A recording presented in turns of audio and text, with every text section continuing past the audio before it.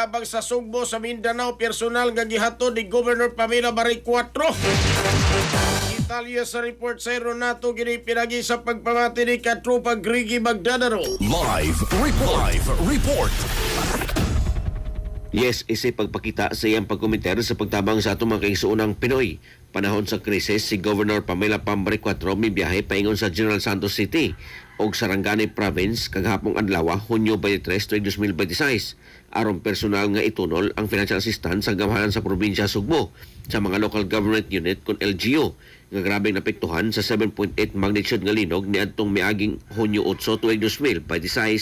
Personal nga gitunol ni Bari 4 ang 10 milyones pesos ngadto sa General Santos City nga gidawat usab ni Mayor Lorely Pacquiao, samtang laing 10 milyones pesos sab ang gihatag ngadto sa Sarangani Province nga gidawat usab ni Governor Roel Pacquiao atol siya magbisita dito mismo sa Sarangani Provincial Capital.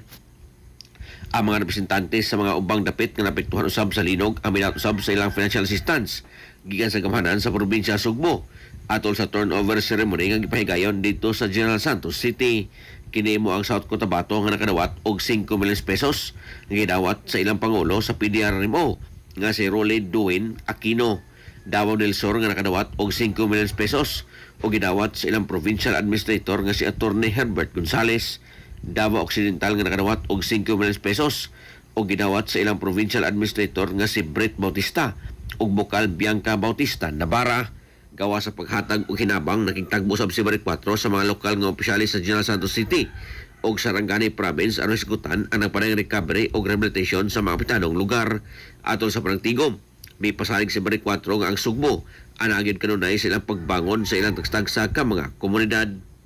Gipasalamat usab ni Bari 4 ang mga LGU sa Mindanao sa ilang usab nga tabang sa Sugbo ni atong miaging tuig. Diin kita usab ang nabiktima sa mga katalagman. Sayon ning buwana, nahinduman usab nga gamahanan sa probinsya Sugbo.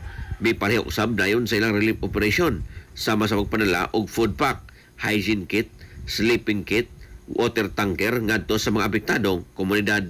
Sa ato mga katropa diha nga nagkalubog og naghanap ang pananaw, inom kanunay og Vision X Plus of gel capsule gumikan kay kini kumpleto sa mga phytonutrients nga mapektar sa itong mga mata. Ano na kinilutin? Beta-carotene, vitamin E ug zeaxanthin.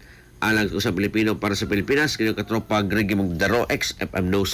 XFM Report. Cellphone Plus Gold, mapalit sa mga butika sa inyong lugar.